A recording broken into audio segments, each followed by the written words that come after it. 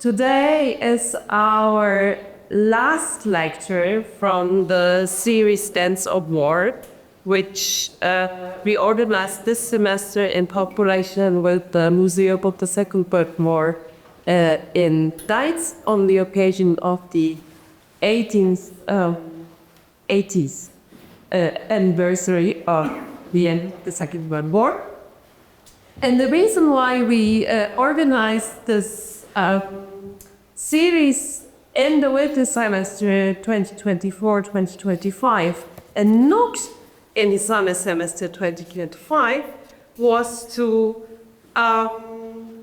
emphasize the fact that the ends of war are, or that there was no end of war in 1945, but that there were many ends of war, especially in our region, and that the end of war of the Second World War was rather a long-lasting process that started in 1944 or before, and lasted until like 45 or even longer, at that it was not one single event. And this same subject goes today by a lecture by Elizabeth Harvey from the University in Nottingham, and at the same time the Institut für Zeitgeschichte in München. Professor Harvey is, among others, the editor of the series The Persecution and Murder of the European Jews by Nazi Germany, of the English edition of the series. And I will show you one last volume of the series in a minute, because it's still on my shirt. But she also, as I mentioned, is professor at the University of Nottingham, and prior to joining University of Nottingham, she taught at many British universities and obtained her PhD from the University of Oxford. The research areas are at the intersection of gender history, everyday history, and the history of Nazis and the Second World War. She authored, among others, the book Women and the Nazi East, Agents and Witnesses of Germanization, and another one, Youth as a Welfare State in Weimar Germany. Professor Harvey, the floor is yours, and I'll pass off the books. You can have a look and modify very recent works. Okay, so thank you very much.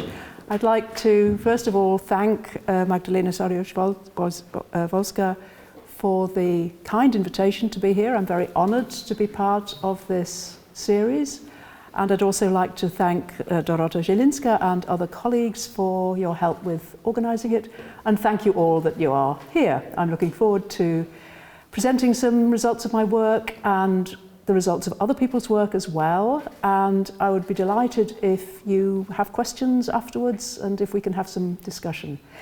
I hope that my English is clear and comprehensible. I hope I won't speak too fast, but please, if I am speaking too fast, please signal.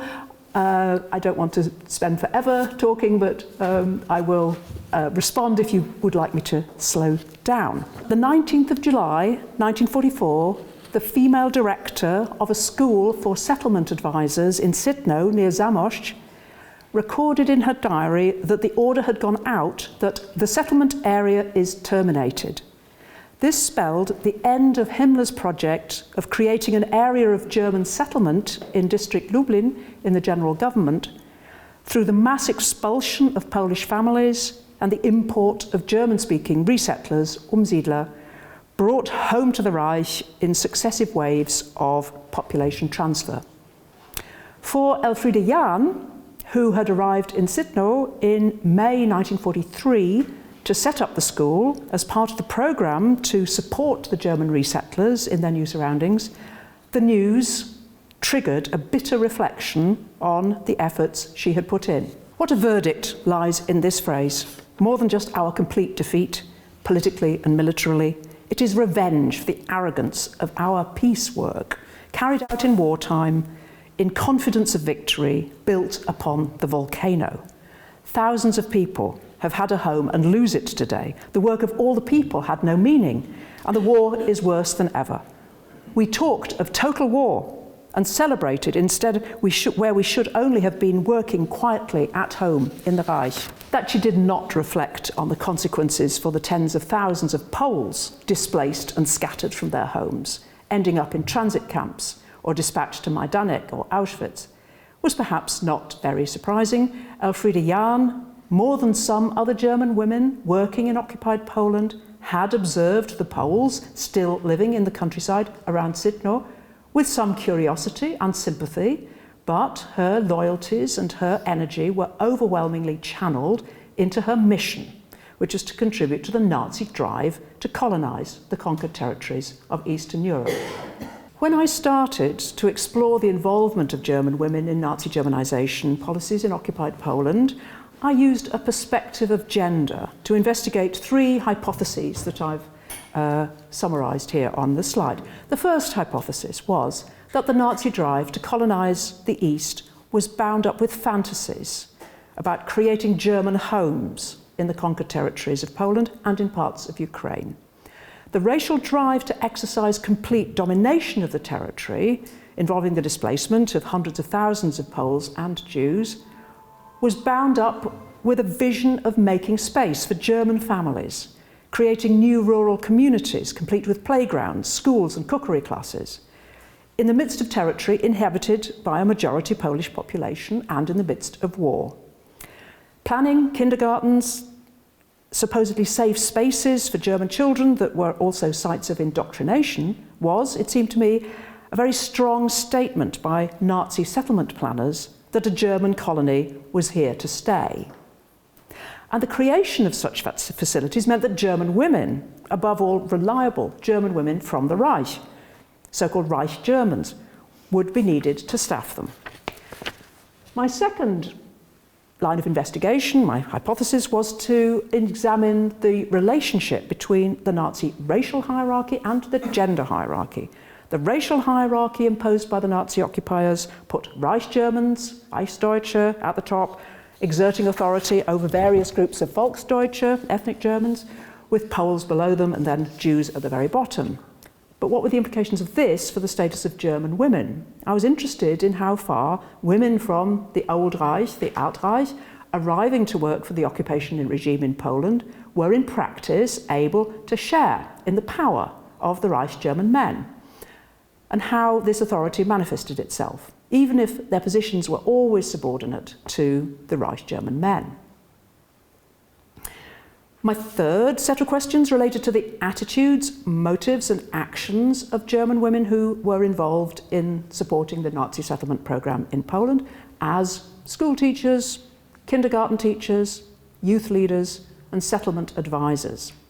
Their tasks could be seen as normal and even typically female tasks, but they were being carried out for the benefit of Germans at the expense of non-Germans and in the context of what we would now call ethnic cleansing, forced displacement, expropriation, deportation, mass murder.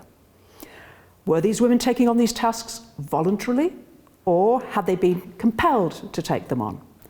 I wanted also to find out how far German women brought in from the Old Reich to help implement the Nazi resettlement were actively involved in crimes against the conquered Polish and Jewish population. I also wanted to find out what they knew about crimes in which they were not directly involved. So, as mentioned, this book was published in 2003, it came out in German in 2010. So what did I manage to find out from exploring these questions? My study focused on the annexed territories of Poland, particularly on the Warthegau, and on regions in the general government that were designated as areas of German settlement. I also found some material on kindergartens in occupied Ukraine. I found evidence that hundreds of German women, mostly young single women from the Altreich, but also from Austria, were deployed in occupied Poland on a range of tasks looking after ethnic German resettlers as a key focus of Himmler's plans to resettle and restructure the population of Eastern Europe. So now I do have to do some background. This is Himmler greeting so-called homecomers German speakers from eastern Poland, then occupied by the Soviets, arriving, trekking from their homelands into the Reich. And this is the bridge at Przemysl. Propaganda photo, you can tell it's a propaganda photo, of course, by the sort of staging, but also, if you look very carefully, there's a photographer actually in the top left-hand corner. So it's a very staged propaganda photo. Anyway, I think that for most of you, probably, Himmler's resettlement program is a familiar story, but I would just like to outline it very, very quickly. It was a largely coercive, though formally voluntary, transfer of German minority populations from the Baltic states, the parts of eastern Poland that were occupied by the Soviet Union in September 1939, and those parts of Romania which were scheduled to fall under Soviet rule under the secret protocol following the Nazi-Soviet Pact of August 1939. The program of bringing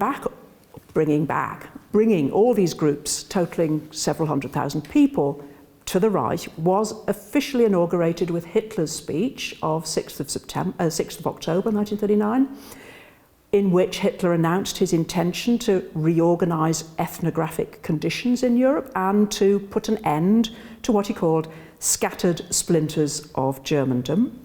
What he didn't say was that the security and prospects of these German minority groups were now, precisely because of the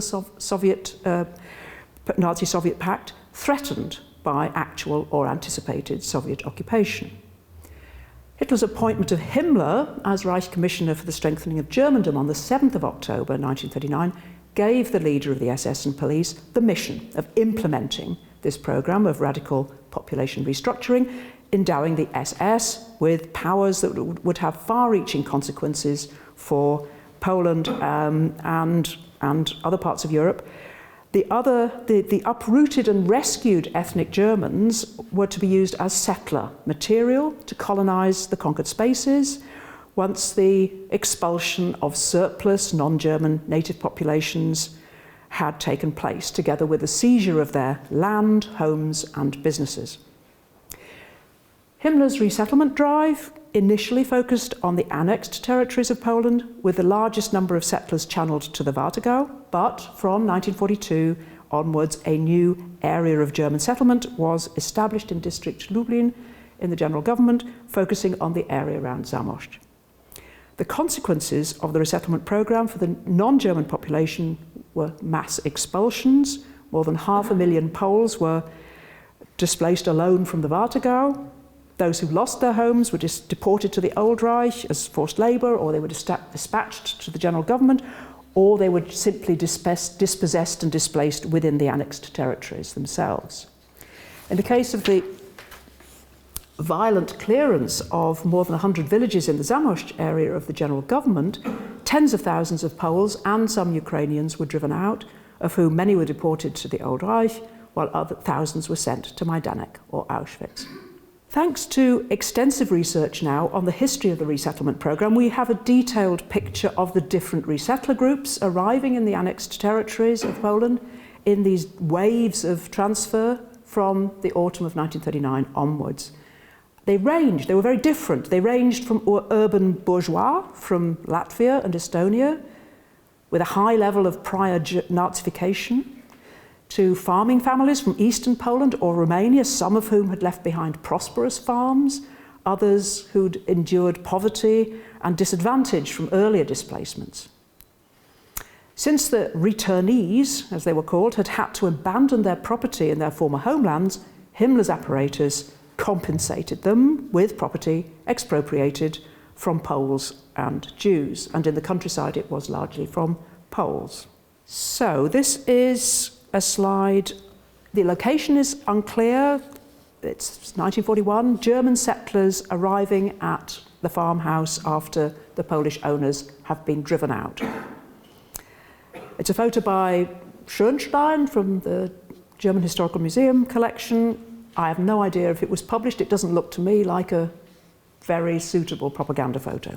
Within the racial hierarchy imposed on the occupied territories of Poland, the ethnic German resettlers were positioned as members of an ever-growing national community, Volksgemeinschaft, and endowed with privileges over the Poles and the Jews, However, resettler reactions to this new privileged position were mixed. They ranged from enthusiastic embrace of the colonizer role and eager collaboration with the Nazi occupation administration, to bitter resentment of the Nazi authorities and angry demands for better farms, greater security, and freedom to practice their religion. This is a recruitment brochure for female settlement advisors. It was produced by the Nazi women's organisation in the Warthegau. It was illustrated, it goes on for several pages, with lots of photographs by the prominent photojournalist Lieselotte Purper. The East needs you. The mostly young women who were recruited to help manage the resettlement programme heard a simpler story, based on the barrage of Nazi propaganda accompanying every wave of resettlement. What the students, the Nazi Girls' League members, BDM members, settlement advisors, kindergarten teachers and school teachers learned as they were posted to their new tasks in the Polish countryside was that the resettlers were racially valuable Germans who had made sacrifices to come to Germany.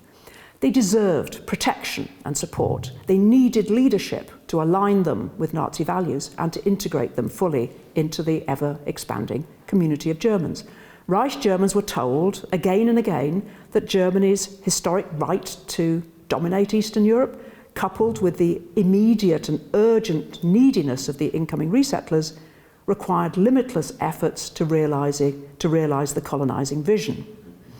Anti-Semitic and anti-Polish propaganda, including the classic motif of the 58,000 victims invented by Goebbels as the number of Germans supposedly killed by Poles in Bromberg in September 1939, reinforced the message that German coercion and violence against Poles and Jews were legitimate. If their property was needed to supply settlers' needs, Germans had a right to take it. Drawing on wartime records of Nazi organisations and the occupation administration, personal diaries, letters, post-war memoirs, interviews I carried out in the 1990s, I explored the experiences and responses of German women who went to Poland to work on this settlement mission. Some embraced the idea of a mission. One woman I interviewed recalled how inspiring she'd found it to hear a call, there was a call to help settlers in Poland, how she'd volunteered readily to become a settlement advisor after attending a meeting of the Nazi women's organisation. Others took up a posting in Poland because they had to. They were ordered to. Following their training as a kindergarten teacher or a school teacher, they were simply told, your first job will be in occupied Poland. A student chose an assignment to work with resettlers in a village in Poland rather than work in a factory in Germany. She had the choice. It was the alternative option for obligatory vacation work for all students during wartime. One trainee school teacher told me that she'd been actually happy to go to Poland because she wanted to see the world. She wanted to keep pace with her brother, who was encountering, one might say, foreign lands and peoples in the course of Wehrmacht campaigns. Another said she wanted to work somewhere away, far away from the bombs falling on Hamburg.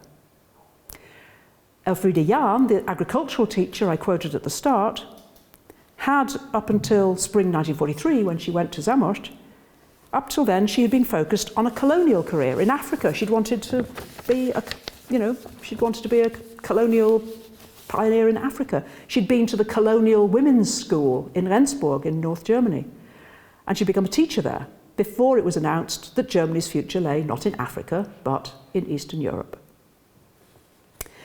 The women in my study were mostly posted to villages in the Warthegau, in Danzig-Westpreußen, in Upper Silesia and the general government, where resettlers, predominantly rural populations from Volhynia, Galicia and Bessarabia, had been placed on farms seized from Poles. Villages could typically comprise, therefore, a mixture of Poles still there, resident Volksdeutsche who had been there already and were now being enrolled into the Deutsche Volksliste, and these new resettlers, Umsiedler. One ideological task assigned to the Reich German women was to promote the identification of the resettlers with a Nazified idea of Germany and to ensure that they kept their distance from the Poles.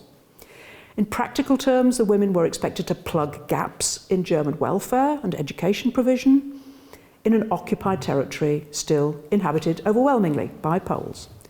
The women might be required to take over or set up from scratch a village school or kindergarten that would be reserved for German children, visit resettler families to oversee their farming and household practices, and organise community events, such as Mother's Day or Christmas, all organised on Nazi lines.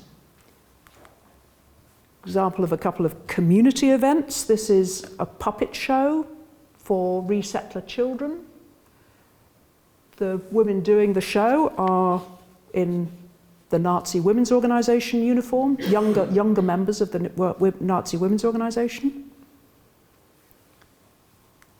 And this is a coffee party organised in a park near Łódź in 1940.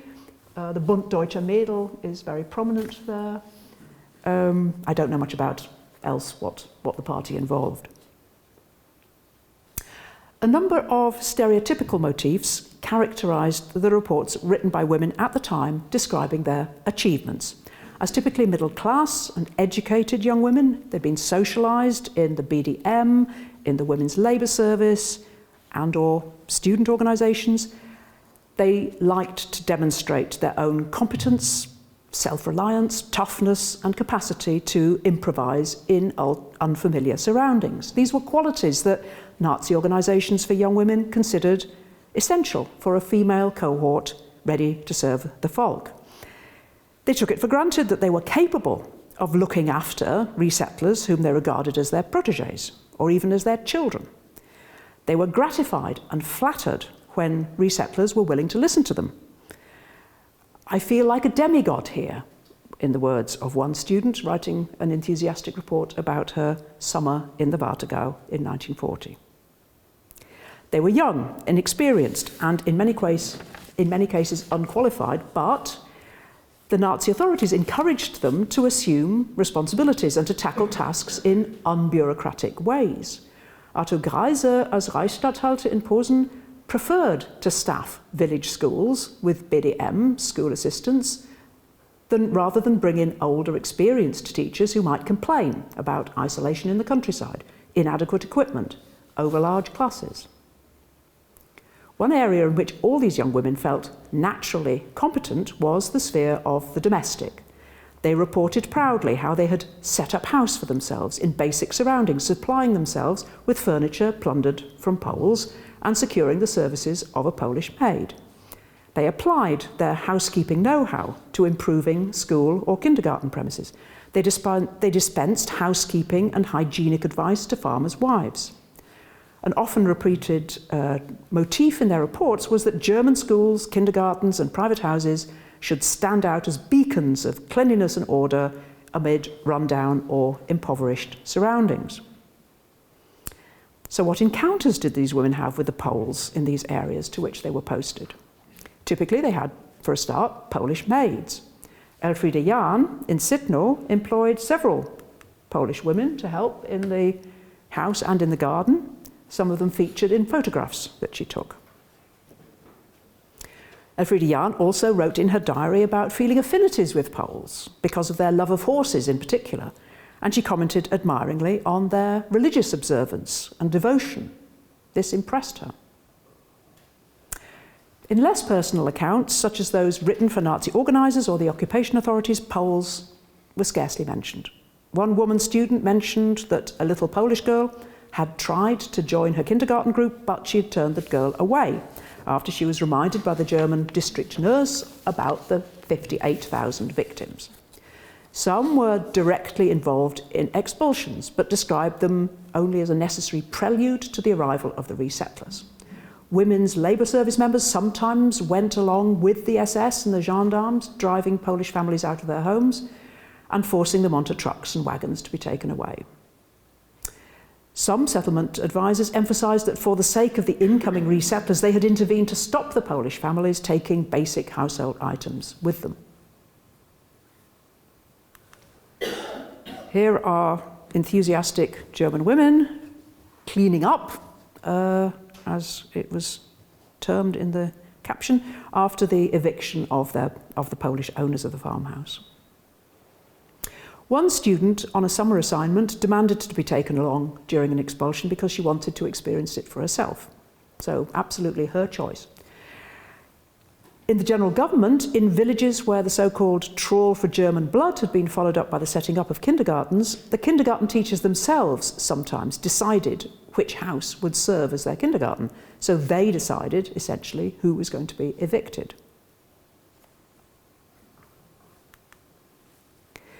Most of the Reich German women working with German resettlers appear to have had little inclination to engage with the situation of the non-Jewish Poles remaining in their village, or to ask what had become of those who had been evicted. The same was true of Polish Jews. When visiting a town in the Warthegau where Jews were still living in 1940, for instance Włocławek, or the Litzmannstadt ghetto, women visited the ghetto, looked at it from the outside.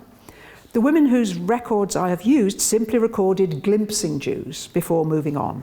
None of the women I interviewed who had worked in the Warthegau admitted knowing about the murder of the Jews in Kulmhof. Only a memoir in the 1950s by a former schoolteacher in the Warthegau mentioned that people in her area had, yes, talked of gas wagons and that the Jews were being murdered en masse. In the general government, women deployed to run kindergartens sometimes mentioned that the Jewish tradesmen who had been maintaining the kindergartens, repairing the heating stoves and so on, were due to go or had gone. They also helped themselves from the property of the murdered Jews in order to equip their kindergartens. Elfriede Jahn's diary here and her letters were a little more revealing. They confirmed that she did have more specific knowledge about the fate of the Jews. She mentioned clothing, in her words, bloodied from the ghetto that she was supposed to redistribute to the Volksdeutsche. And she also described having sat next to an SS man in a tavern in Lublin. In her words, how many people has he already resettled?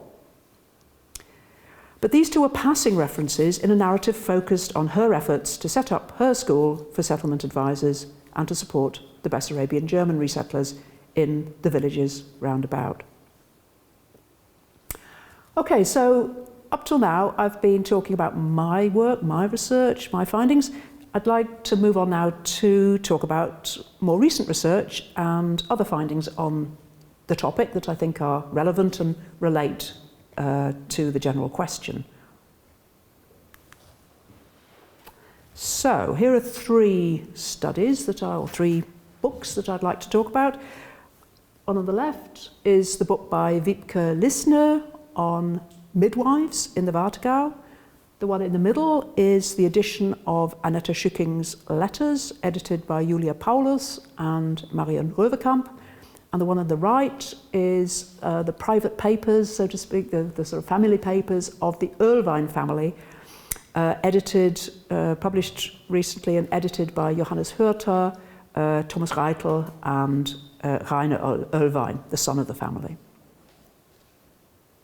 So, recent scholarship has added further dimensions to the picture of German women making homes and domesticating conquest in Nazi-occupied Poland and also in Ukraine.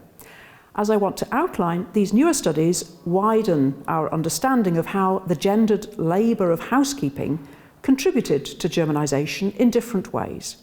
In one context, German midwives in the Warthegau set out to impose domestic order as part of a mission to instill modern hygiene into the ethnic German population. In another context, female Red Cross personnel in Zviahel in Ukraine created a homely space for German men in a so-called Soldatenheim, offering physical comfort and a taste of home for the Wehrmacht. But it was not just as professionals and employees that German women consolidated conquest through domestic expertise and domestic labour. German housewives were also part of the picture. German wives relocating with their husbands to Poland contributed to Germanisation simply by installing themselves and their families in formerly Polish or Jewish spaces and appropriating local goods and services in order to equip their households. So, firstly, the midwives. Wiebke Lissner's remarkable recent book on midwives in the Warthegau is actually an integrated history. She deals with midwives who were Reich German, Volksdeutsch, Polish and Jewish. But of course in the process she does also shed light on these Reich German midwives, the 100 or so qualified midwives from the Old Reich who by 1942 had come to work in the Warthegau.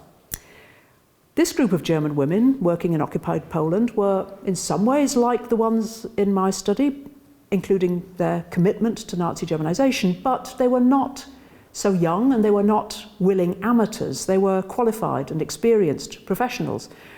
They were older and established in their jobs, and in relocating to the Warthegau, they sometimes came with their husbands, with other relatives, and sometimes with children. Some came because they thought they would get a wider sphere of responsibility. Some thought they would earn more through an increased number of clients or through supplements and bonuses paid to those working in the annexed territories. There were even a few who had worked before in Africa, who were expelled back to Germany at the start of the war and now were sent east. A German midwife who had been working in Egypt was now dispatched to Pomberg. Midwives' contribution to Germanization was through the sphere of biopolitics. They were expected to promote maternal and infant health for the German population at the expense of non-Germans. Midwives' efforts focused on providing German midwives for German mothers, Reich German, Volksdeutsche or Umsiedler mothers, and concentrating maternity services and support on Germans at the expense of Poles. These efforts were flanked by the drive by the Nazi occupiers to promote German fertility by banning abortions for German women and to combat Polish fertility through restricting the professional rights of Polish midwives, reducing the number of Polish midwives through displacement and deportation, raising the minimum age of marriage for Poles, and cutting maternity legislation, protective maternity legislation for Polish women. The domestic dimension of German colonization was also evident in a number of ways in German midwives' work. In setting up homes for themselves in the Warthegau, these midwives claimed, as other Reich Germans did, space and resources for themselves at the expense of Poles and Jews. And, of course, yes, they also secured for themselves the services of Polish maids. A midwife who moved to the Warthegau from the Old Reich and set up house with a female friend in autumn 1941 reported that they had secured a house with 3 rooms plus kitchen, which had been decorated for them from top to bottom and renovated, and the local mayor had had running water and a bathtub installed for them. Midwives' drive to promote German domestic order also extended to overseeing the housekeeping habits of their Volksdeutsche and resettler clients. Here, they were actually mirroring and building on the efforts already made during Poland's period of independence by Polish and Jewish maternity specialists to combat infant mortality through better hygiene and discouraging the use of lay practitioners.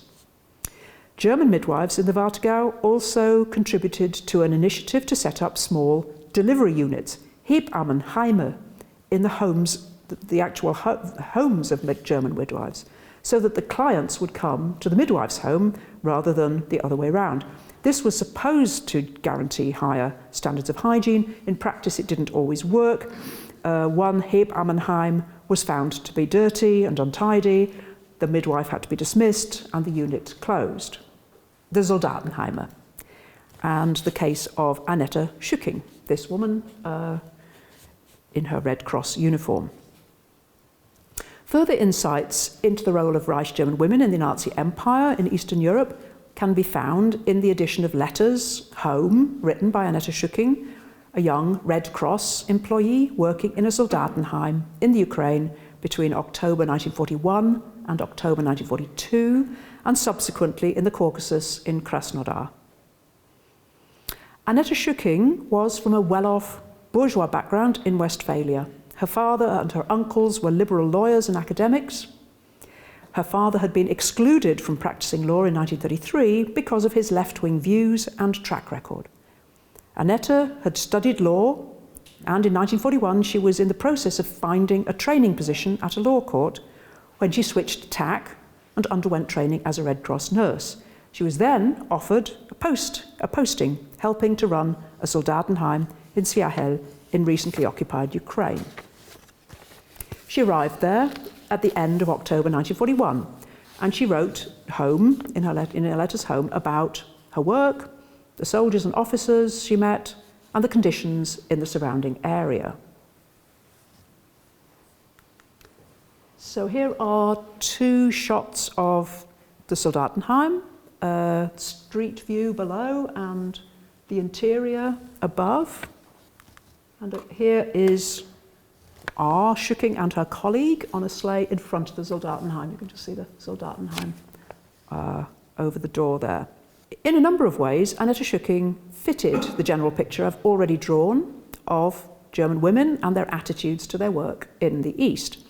She too liked to tell stories of her achievements, organising supplies, improvising where needed, doing her bit for the German war effort and the cause of colonising the East. In contrast to the settlement advisors, school teachers and midwives, however, her efforts didn't address the welfare and health needs of German families, women and children in particular. Her task was to service the needs of officers and soldiers. But, as in the other examples I've discussed, Schücking constructed her role in gendered terms. She was there to look after the men passing through the Soldatenheim, to offer them moral support, to enable them to hold out, and to offer them wholesome entertainment and pastimes, perhaps also to stop them going to brothels. The Soldatenheim, as an institution, was a spectacular example of creating domestic space as a resource for the Nazi colonizing project. Its purpose was to embody a piece of Germany, ein Stück Deutschland, and provide a home away from home for Wehrmacht soldiers in transit through the occupied territories, offering canteen facilities, washing facilities, and a room to sit and relax. The Soldatenheim in Sviahel was, as Schücking liked to point out, the most easterly in the occupied territories, apart from one in Zhytomyr, and she and her German Red Cross colleagues were proud of their efforts to develop it into a facility that would be fit for purpose. In November 1941, she described what they had already achieved, and I quote, "It is here like a friendly rural inn with clean tables laid out and friendly German-speaking girls serving them, wearing white aprons. Large, well-cooked meals are served. That is of such endless importance here in the East." End quote. The Soldatenheim was located in a house that had belonged to a Jew named Rapoport. It had been taken over by the Soviet authorities in the 1930s, then was seized by the Wehrmacht after the occupation of Sviahel in summer 1941. Schücking put her energies into expanding the premises. In December 1941, she described her plan to organise the building of an extension, taking over the neighbouring building, in her words, another empty Jewish house. Then we can have a reading room, games room, and a big common room. Like other women in charge of facilities for Germans in occupied Eastern Europe, Schücking took and used the property of murdered Jews in order to look after her staff, who were Volksdeutsche from the Ukraine. These were the friendly German speakers, cooking and serving meals for the soldiers. She found clothing for them. And I quote, this is 13th of November 1941. "Today, Thursday morning, I went to the NSV, Nazi Welfare Organization, to get some clothes for our girls from the enormous clothing stores. One has something of a bad feeling doing this, but what good does that do? The girls have almost nothing to wear." End quote. Schücking was unusual in mentioning explicitly the mass killings that had taken place shortly before her arrival, and which were continuing in other places she visited on her journeys to stock up on supplies for the Soldatenheim. Her mentioning explicitly the killings was probably partly because of the timing and location of her arrival in an area where mass shootings were taking place in the immediate vicinity of the places where Jewish victims lived. Probably it was also because she was talking all the time to members of the Wehrmacht, whose knowledge of the mass murder was clear, fresh, and extensive. It was possibly also an expression of her own level of education, her curiosity, and her interest in the question of legal norms. What is very striking, however, is not just her degree of knowledge, but her effort to acclimatise to it, accommodate to it, which she seemed to regard as a necessary condition of continuing her work in the Soldatenheim. On the 13th of November 1941, she wrote that she would soon be in a state of mind to, I quote, overcome the sense of outrage on legal grounds, end quote, and that, I quote again, other decent people have also reached that point. She admitted that in the meantime, she was still having difficulties adjusting. Again, I quote, even if one doesn't see everything, and here it is mostly all over, and in Rovno it will be in a few days, so that one will be able to forget. But up to now, it still disturbs me terribly to see a child and to know that in 2 to 3 days it will be dead, end quote. But in a later letter, she noted that the Ukrainians had hated the Jews and generally approved of the Nazi measures against them. Perhaps this was, recording this point was part of her process of adjusting. So I'll now come on to the housewives with the example of the Erlwein family. The German women I've talked about so far had functions within the apparatus of occupation, but to round off the picture of women colonizing and domesticating space, one can highlight some of the new insights into the role of housewives who moved to occupied Poland to accompany their husbands and whose efforts related to creating and shaping private spaces for their husbands and families. One revealing source of this is the collection of recently published private papers belonging to the Erlweins, illuminating Martha Erlwein's efforts as a housewife, making a home for her husband, a Reich Labour Service, Reichsarbeitsdienst official. His name was Egon Erlwein, initially in Teplitz in the Sudetenland, and then from spring 1942 onwards in Teschen in Upper Silesia. In numerous letters to her mother, who lived near Stuttgart, Martha Erlwein documented her life as a housewife and mother, living the privileged life of a Reich German in what she described as the attractive German town of Teschen. While she would have preferred to bring up her children in her home region, southwest Germany, she accommodated herself to her husband's desire to be settled in the east, both because this was where he had grown up and because Egon was obsessed with the idea of becoming the owner of a farm in the conquered east after a German victory.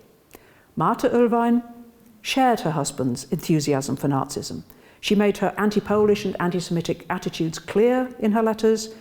Living so far east, in her view, was bound up with an everyday struggle against the Jews and the Poles. In a letter to her mother in December 1941, staying with relatives in Bielitz, Martha described her search in Teschen for a suitable apartment. She rejected a larger apartment that had been occupied by a Jewish dentist because its kitchen was too small and dark. She selected instead a smaller 3-room apartment. She didn't mention its previous occupants, though she carried on complaining about the lack of decent accommodation for Germans in Teschen. She sent, however, a postcard with arrows on the right-hand side showing where their new apartment was in the Theaterstraße, and she did sort of settle in to this place in Teschen. But she had glimpses of a more lavish lifestyle. This was fueled by a visit in June 1944 with her husband to an SS estate in Brzosova on the border with the general government. She found, in her words, wonderful countryside, an enormous park. The hostess was like a Valkyrie who served quantities of home-produced carp, ham, asparagus, butter and coffee. This was the dream of plenty that both Martha and Egon Erlwein retained right up until the last moment in Upper Silesia. So now, retreat and flight from 1943 onwards. As I've argued so far, Reich German women employed in occupied Poland and in Ukraine on welfare and educational tasks were encouraged to stabilise the project of German colonisation and to secure the territory through their domestication of space. In the process, they'd been given responsibilities and a degree of authority as Reich Germans over ethnic Germans and non-Germans. So what happened when the Nazi order underpinning these efforts started to crumble? Depending on their postings, women had differing degrees of access to information about the military situation, but they were dependent on male superiors in the end for information, instructions, the order to evacuate. And often they were ordered at the last minute to carry on providing somehow welfare and support for others. To shed light on women's experience of the end of war in the sense of the collapse of German rule in the East, I'll outline a few examples of German women colonizers during the retreat from the Nazi-occupied territories of the Soviet Union and from occupied Poland, as they recorded it at the time. So first, Annette Schücking, January 1943. She was now in the Caucasus, in Krasnodar. She had actually decided in January 1943 to leave her job. She wanted to go back to her legal career, but that decision was overtaken by events, which took her by surprise. On the 13th of January 1943, she wrote that the Soldatenheime further east were being abandoned, but she was confident that in Krasnodar, the military situation would stabilise and they would be able to stay. Only 4 days later, the order came to evacuate. And on 18th of January, they set off northwards in a truck. Meanwhile, she described how the Soldatenheim was falling apart. It was turning into a wreck. As she described it, all the windows were broken. In her words, the girls are already stealing things. Everything was in chaos. On the route back, Schücking encountered staff from other Soldatenheime. These women had been sought-after personnel for the far-flung network of Soldatenheime. Now they were unemployed. Now they were on their way back westwards and looking for new assignments. 10 months later, in late October 1943, Inge Dressel, I haven't mentioned her before, Inge Dressel, a Reich German kindergarten organizer in southern Ukraine near the Black Sea, got the order that the ethnic German colony Konau, that she'd been looking after, was to evacuate and trek northwestwards to Volhynia using horses and wagons. She described the 5-week journey in an internal report for her superiors, emphasising her role guiding and supervising the Volksdeutsche. I'm not quoting from it, but you can see this is on the left-hand side is an extract from the typed report that she put in. So still a sort of activity report written during wartime. She remarked that the Volksdeutsche seemed much more eager to depart than she did. She commented patronisingly on the Volksdeutsche. She said that their eagerness to depart was because they were no longer attached to the soil. Their attachment to the soil had been destroyed by years of Bolshevik rule. She, meanwhile, was troubled by the thought of 21 kindergartens that she'd set up with so much love and effort, in her words, were now going to waste. Otherwise, her report was another achievement report, typical of the women I've been talking about. Just as she'd set up the kindergartens under orders, so now she'd ensured their smooth abandonment under orders and proven once again her devotion to duty and the sacred duty of supporting ethnic German colonists. Elfriede Jahn, too, whom I quoted at the outset regarding the decision to terminate the settlement area in Zamość, she too ended up trekking with her settlers from Sitno in a week-long journey in July 1944 to Litzmannstadt. Like Schmücking, she had initially been in complete denial about the looming retreat, but then, having grasped that it was going to happen, she pressed for an early evacuation of all the settlers for the sake of their safety. In the event, the resettler women and children were evacuated by train in March 1944, but their menfolk were ordered by the Nazi authorities to stay on and, completely unrealistically, defend the territory. Jahn stayed on to look after them and to complete her mission by accompanying the trek on horseback to Litzmannstadt in July 1944. En route, she was briefly cheered by her sense of a community in motion. We're all pulling together for the sake of Germany. But this gave way to her realization on arrival in Litzmannstadt that the resettlers were now back under the control of the Nazi resettlement bureaucracy, and once again they'd been reduced to mere numbers. So that's just an impression of the diary. That is the entry from the 19th of July 1944. 4 For the housewife Martha Irvine in Teschen, early indications of plans for evacuation were evident in summer 1944, though she was exhorted by her husband to show strength of character, just make discreet preparations for packing, and to trust that Hitler had an ace up his sleeve. Egon Irvine continued to proclaim his blind faith in Hitler. Meanwhile, Martha also stuck to her Nazi beliefs, writing to her mother in January 1945 that she had been arguing with a Catholic acquaintance in Teschen who had dared to query to Martha's face Nazi measures against the Jews. As the inevitable evacuation approached, it was fortunate for Martha that the Reich Labour Service continued to look after her and her 3 small children. This support continued even after Egon had quit his job with the Reich Labour Service to join, in December 1944, the Waffen-SS, voluntarily. The connection with the Reich Labour Service ensured that the family got advance warning of the evacuation from Teschen on the 18th of January 1945, as well as privileged access to temporary accommodation in the Sudetenland. For all the difficulties of the journey westwards, the Irvine family had in fact a relatively orderly retreat. Martha Irvine recorded no regrets about leaving Teschen, only at leaving possessions behind, some of which, she wrote grumpily, would no doubt end up in the hands of her Czech housemaid. And I quote, "Who knows under which flag she is now marching?" So, just a few conclusions. So, in this lecture, I've not attempted to paint a complete picture of the activities of Reich German women in wartime Poland. I didn't consider recent work on women who worked as concentration camp guards, nor the recent research on the wives and partners of SS officials whose efforts to domesticate conquest have featured in the work of Wendy Lower, Anna Raffaella Schmitz, Piotr Setkiewicz, and of course feature very prominently in the film The Zone of Interest. A more complete picture would have taken into account those groups, but also perhaps different perspectives, perhaps including more on how the resettlers, or if the resettlers, recorded their experiences of being looked after in this way.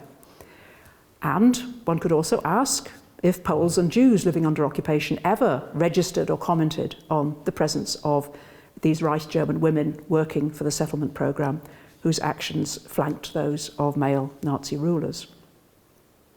What I have tried to do is to show that the Nazi Empire functioned not only on the basis of the male-dominated structures of Himmler's resettlement apparatus, the Wehrmacht, and the civilian authorities installed in the conquered territories, it also relied on the efforts of Reich German women to create homes, provide welfare and support for resettled ethnic Germans, enforce racial segregation, promote Nazi biopolitics, and service the needs of the men in the Wehrmacht. Women's labour in domesticating conquest was thus one contributory factor in maintaining German control over the occupied territories of Eastern Europe as long as it lasted. I've argued that German women had varied motives for getting involved in such work. For some, ideological commitment was central. For others, it was the appeal of travel, adventure, and being needed. For midwives, working in occupied Poland offered additional professional experience. For young, inexperienced political organisers or trainee teachers, many found the idea attractive that energy, commitment, and a natural female capacity for homemaking and motherly care made them capable of contributing to the historic tasks of building German rule in the East. From the point of view of Himmler's resettlement apparatus and Nazi regional chiefs like Greiser, enthusiastic young women from the Labour Service and the BDM embodied the antithesis of bureaucracy. They appeared as task-oriented, flexible, mobile personnel who could plug staffing gaps in the overstretched empire. From the point of view of Nazi propaganda, the mission of Reich German women to assist the settlement of ethnic Germans was a gift. Young women pictured with appealing resettler children were the poster girls of the Nazi Empire. Such images enabled a positive and uplifting story to be told about the brutal and destructive process set in motion by Himmler to reshape the population of the conquered territories, reducing the Poles to labourers devoid of rights and destroying the Jewish population in its entirety. In the post-war period, memories of this work by German women in wartime Poland were contested. In the narratives collected by the West German Dokumentation der Vertreibung in the 1950s, a number of German women, writing about their wartime experiences, as school teachers, for instance, in the annexed territories, revised the dominant wartime narratives of female self-reliance, authority, and achievement. Now they emphasised instead their subordinate status, the fact that they had been overruled and manipulated by male superiors. Left in the lurch, they described a chaotic retreat where women were told to evacuate far too late and had been given the impossible tasks of looking after a mass of other women and children, all fleeing westwards. There were, though, some counter-narratives, some former unreconstructed, one could say, labour service leaders and female Nazi organisers stuck to their story. They maintained their story that German women had performed heroic tasks in the East, in face of adversity, during wartime, and at war's end. And at war's end, they had helped manage what was overall, they claimed, an orderly retreat. Okay, thank you.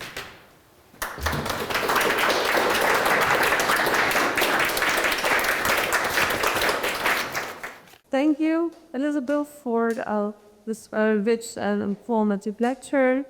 And I'd like to open the floor for discussion and questions. I was wondering because I cooperated with Piep the listener a lot, and she had some cases where as German women needed help from UN Volksdeutsche or Polish when it was especially midwives, that there were some rural areas in occupied Poland where there were fewer and not enough midwives. Have you encountered such cases also among, let's say, preschools or in your specific cases?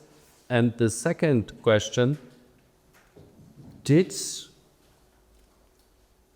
now to be slightly polite, did Rice German females who went to the East complain about Volksdeutsche men and women, especially in this as far as I remember, it was in the Vatican that there were mixed villages where Germans from Bessarabia, from the Vatican and from other European territories lived as once in one community, and as far as I remember, it was a lot of conflicts because of the different traditions and so on.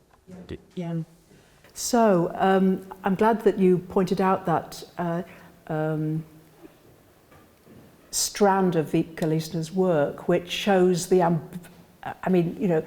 the model that the Reich Germans were in control and the Poles were nowhere to be seen was completely unrealistic, because the Polish midwives were still in the majority. They were declining in number, and the Germans were rising, but there was no way in which births could be managed in the Vatican using German midwives alone. The Polish midwives were still an essential part of the service. And I think one of the great things about Wiebke's work is how she shows the sort of reversals of what was ideologically supposed to happen, and the very confused and conflicting.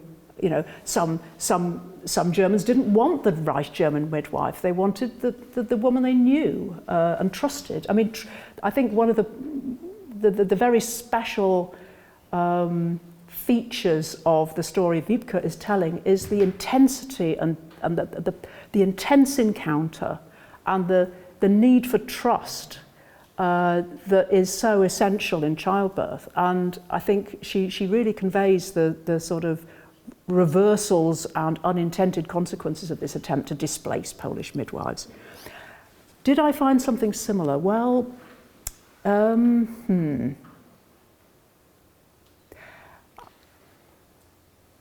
I've really only seen the sort of the displacement of Polish. The Polish teachers were gone, I would say. Kindergartens probably hadn't existed. It was sort of much more setting up something new. I've certainly come across the case where, somebody who knows their way around the Polish school building knows where stuff is kept. Here's a map. no, it's a Polish map. Well, never mind, you can cut it up and use the backing of it to, you know, so I do think there were probably moments where these women did need Poles to tell them where stuff was, and of course Poles to help them fix stuff. But I don't think the sort of professional, I don't think I've come across anything which would parallel Wiebke's story about really the Reich German women were sort of out of their depth and needed, you know, and the Polish and the Volksdeutsche midwives were still very much part of the picture. Absolutely. The conflicts in the villages. I think I was trying to signal the discontent amongst settlers, as well as of course there were some who were willing to, you know, came along with their Hitler picture and just wanted to put it up on the wall. But one of the major points of conflict was religion. They somehow came to Germany thinking that what had been the glue that had held them together back in the homeland was the church. There was their pastors or their priests. And they couldn't believe that they were being discouraged to attend church once they got to the Warthegau, particularly in the Warthegau. So there were sort of, you know, they would hold ceremonies in their homes, or there were sects. That was another sort of nightmare for the Nazi occupiers, that they thought somehow sects were being imported into the Warthegau with these resettlers. So there was a lot of disciplining and repression of culture that was going on towards the settlers, and there were obviously there were petitions. They wrote petitions of protest. Some were imprisoned. I mean, there was a real. I mean, yeah, I shouldn't overstate it, but I shouldn't understate the degree of conflict there was with the resettlers and the women who are supposedly looking after them. And sometimes they say my Volksdeutsche or my Umsiedler are so nice, and sometimes they say they don't do what I say. They don't do what I say. They ignore what I say. They carry on doing what they do. Yeah. I have two questions as well. First one would be the shorter one. I wanted to ask, how did you find the interviewees in the 90s? Because you said that you conducted, and you also wrote in your book that you conducted interviews with the women who were formerly sent to the European Poland, and I wonder, how did you find them? Actually, did you pull them? Oh, okay, I'm not going to give you any my ideas. How would you do that? And the second question would be, because it's been 20 years since you published this book, and I'm wondering whether you have uncovered some new ideas regarding this topic, something you would change probably, and how does this book play out in your mind, this whole project 20 years later? Sometimes there was a sort of snowball effect. I wrote to Jutta Rüdiger. Jutta Rüdiger didn't want to be interviewed. She was the head of the BDM from 37 onwards. But she said, you may like to talk to X person in this, you know, place in Pforzheim. So I wrote to person X, who then turned out to be in an elderly person's sort of residential complex, together with two other. Yeah, so I interviewed them all. So sometimes I gave presentations in Germany, and somebody would stand up and say, my aunt was there. I don't know whether she'll talk to you, but you might ask. I can't remember all the different ways I found. But that was it was mainly sort of serendipity, contacts leading to other contacts, and mostly they agreed to be, once I'd identified them and written to them, they mostly agreed to be interviewed. Of course, their attitudes to what they'd done varied greatly. Most had, I think, gathered that it was probably wise to perform a sort of self-critique of what they'd done. Some did that more, I think, convincingly than others, because they'd obviously sort of read, you know, a whole lot about occupied Poland since the war. Only one woman, I would say, was completely naive in thinking that I'd simply come to ask her about the great work she'd done.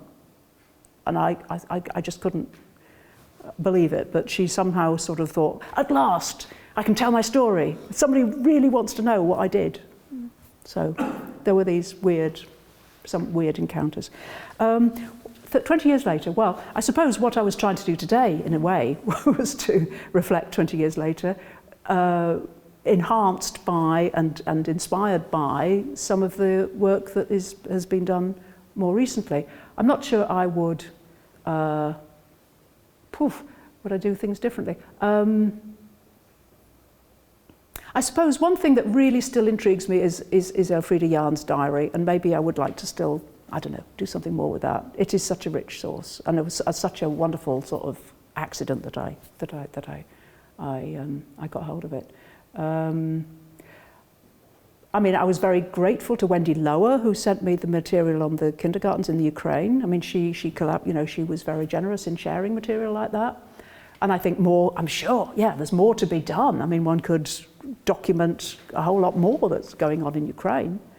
But I wouldn't say I've fundamentally changed my mind about things, but I have learnt new things, I would say, and been glad to see some sort of affinities with what other scholars have done, and some differences of accent, like what. And Wiebke, I think, far more than I was able to do, managed to do this sort of integrated history where she had multi-perspectives. I would never have been able to do that.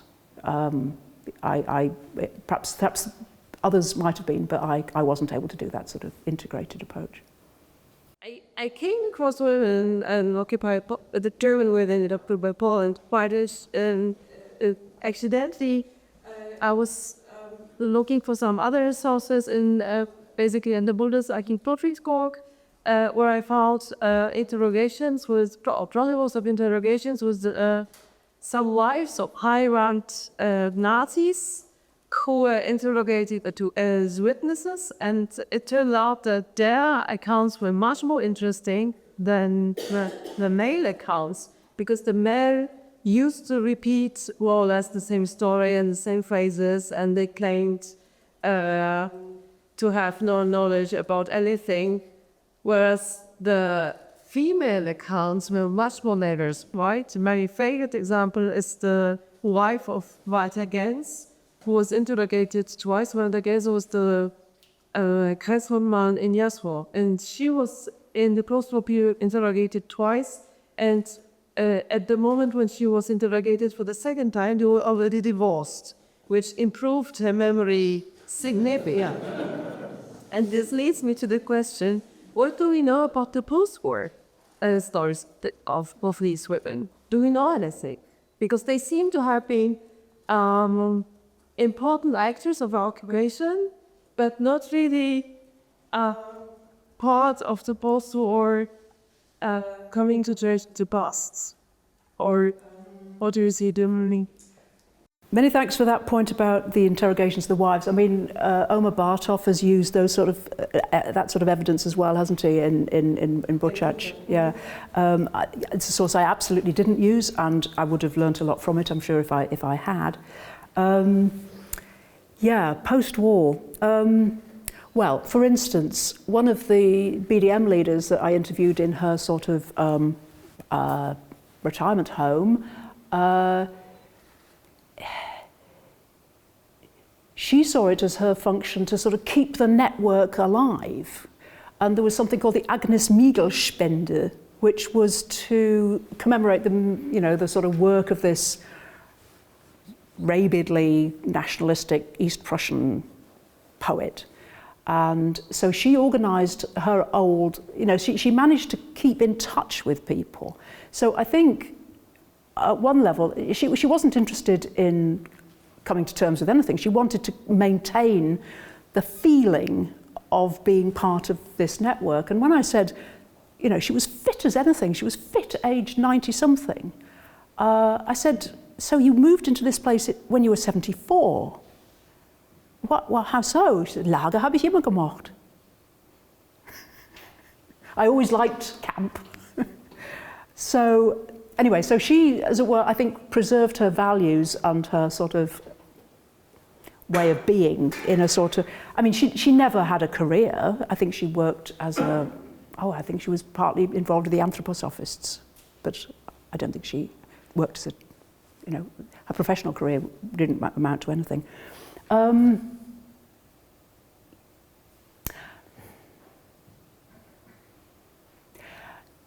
In terms of sort of memory politics, I can remember a sort of, well, there's I didn't mention Melita Maschmann because everybody mentions Melita Maschmann, whose famous sort of notorious memoir in the 1960s was a sort of a reckoning with the past, but I would say a very mendacious and really sort of slippery reckoning with the past. But nevertheless, she said enough that was somehow critical of what the Arbeitsdienst had done in the Warthegau to call forth some very critical, real attacks by other Reichsarbeitsdienst women who sort of said, this liar Maschmann, she was always a show-off, you know, terrible woman, you know, and sort of, so that was a sort of spat within the former Reichsarbeitsdienst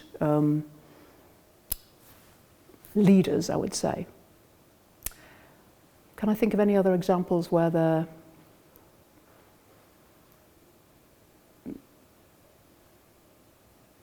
I mean, some of them worked as teachers, some of them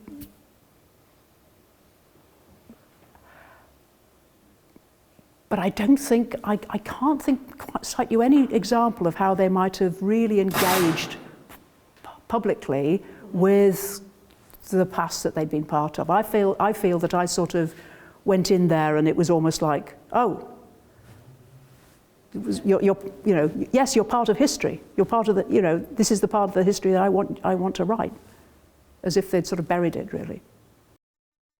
What is the personal view of these women of the East? Do they believe or think that these areas will be a very good German settling place and will be like Germany is? And what is their private thinking of their own future? Do they think they will stay there and will become a part of these new German areas? Or do they think we help to develop it and then we go back to our home?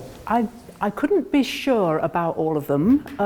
I certainly talked to one BDM leader who said that her dream had always been a farm in the East. And that is such a, I think that is a pretty common trope, like Irvine, but I think it's a really quite common thing. But she was the only one, I think, who explicitly said that's what I wanted to do. I think in terms of, was it, you know, the sort of chances that it would be, as it were, German. I mean, I suppose for some women going to the area around Poznan, they felt this is reclaiming, you know, this was sort of really Germany, we're just getting back there. But of course, once you start getting to Łódź, it's less easy to sort of say this is reclaiming old German territory. And it all feels a bit more strange and wild. So they have a sort of mixture of reactions. Sometimes it's, oh, this is so German, this is just, you know, all we just to do is to get rid of the sort of Polishness and then it's German again. And then you get further east and they start thinking, whoa, this is wild. This is daunting. This all the sort of tropes that you get in sort of Wehrmacht soldiers encountering Russia. They talk about this, you know, the daunting spaces, really. I don't think they necessarily know what the future holds or whether they felt that they would return to Germany and just having done their work. I think some of the school teachers, they definitely thought, this is I've just got to do this, got to get through it, and then I can go. I think some were absolutely like that. I think they had a rather more sort of ideological vision of this is ours and will stay. My grandmother was one of these women. She passed away, so we cannot ask her anymore, and she never talked to me about that, but I know that my father kind of tried to push her at a certain point, talking about that, and for her, I think, like, how she presented it, it was she didn't want to marry just yet, and this was an opportunity that then she wouldn't have had without, you know, Hitler at the war. So I think she always thought that at some point she has to marry, and she did, and have a family and so on. But this was kind of like I don't know, kind of an interlude for freedom. And so I think that there's still this misconception of Nazi gender ideology of being super traditional and all the, backwards, when it also comprised of very modern elements. And so I guess what I'm asking is, did you encounter it in your sources? I think not verbatim, but perhaps in discourse, that gender is more than roles for women than for men, but somehow a concept that structures reality in total, because you were talking about the domestic spaces, but also about domesticating spaces, and we know from colonial history that this idea of virgin territories or territories to be so tamed and bowed to an oikos, so to speak, and I don't know if there's the ambiguity of that it's also dangerous to have these unmarried, childless women running around doing whatever they want. I don't know. So that's a lot. That's really interesting. Lots of thoughts sort of chasing each other in my mind, thanks to your question. I suppose it's one of the central things I was trying to do in my book, really, was to challenge any sort of simplistic notion of what gender roles were, or that they were somehow simply binary and fixed. At the same time, I didn't want to argue that somehow boundaries between the different spheres were somehow erased. They weren't. But I was interested in how they were sometimes contested or obviously difficult. So, for instance, should women be involved in the expulsions? The classic sort of reply by the gendarmes was basically, no, you come in afterwards and clean up. We do the violent stuff. You come in and afterwards and clean up. Classic, except sometimes it didn't quite work out like that. Sometimes, simply logistically, the women sort of had to be there on the wagons with the men arriving, and then they might as well just, help, grab the stuff. If, perhaps the men grab the people and they grab the stuff or whatever. But I do think there were sort of underlying understandings about women witnessing violence, women being involved in violence, that was crossing some lines, and that there were lines understood about what women knew, what women did, what was men's work, what was women's work. But as I say, there were these, and then this student who sort of says, no, don't, of course I'm a woman, but hey, but I'm part of this thing, so I need to be there too. It's part of what I need to know about. So sort of pushing at that, pushing her way onto the wagon, if you like.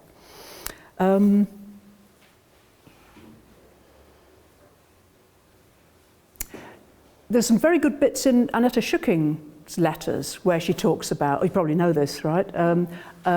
So she is one of only 2 German women for miles around, so she feels very, very conscious of being a woman. She sometimes resents it. She said, "Oh, it would be so much more. I'd just like to be a lieutenant. I'd just like to be that person, that man's lieutenant. I'd just like to work with him. I'd just like to be a man." Which I think probably astonishes her mother back home. And then she reports a conversation she's had with one of these guys who says, "Well, you're a new type of woman. You're a new type of woman. You are unafraid of anything. You are womanly, but you're unafraid. You're tough. You can do anything." And I suppose that is partly the sort of wartime womanly ideal I think that the Nazis were pushing. The unafraid, dauntless, energetic, up for it sort of comrade. I mean, the comradeship thing is a very big part of the gender ideology as it's formulated during wartime. Women are to be the comrades of men, men are to be comradey towards women, and the 2 genders are in this together as comrades towards a larger goal within the community. the sort of post-war whitewashing of women's role. I think, yeah, absolutely. I think women hid behind that if they wanted to.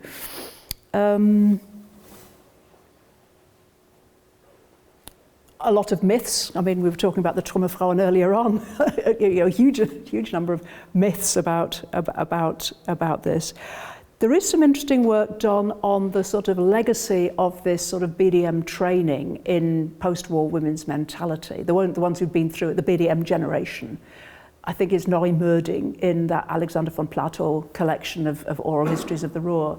So there is work going back a while, actually, sort of trying to trace the after effects of that sort of competence, if you like, and mentality of self-consciousness of competence in a post-war society where women are sort of expected to go back to something, except they're not all ready to. I think I'll stop there, but we can perhaps carry on later. Yeah, thank you for a fantastic talk. Two of my questions have already been answered. But I have one. So you were speaking of multi-prescriptivity in the research, and I was wondering if any of the researchers who did work on it, and you presented quite a few times, did also view the perspective of, let's say, Polish maids, the other side of this story. People will suffer under also the women's role, the German women's role in the occupied territories. Is there anything in Poland or Ukraine or Germany that cannot talk it? I'm sort of hoping you're going to tell me, or that you collectively are going to tell me, because I haven't really managed to find that. The researcher who does this research is in this room. Okay. But it is important. I mean, I was even in great difficulties trying to find any sort of resettler narrative. I mean, I trawled through things like the sort of Jahrbuch der Bessarabiendeutschen and stuff like that in the post-war period, looking for memories of this sort of, the woman turning up in her car, sort of telling resettlers what to do.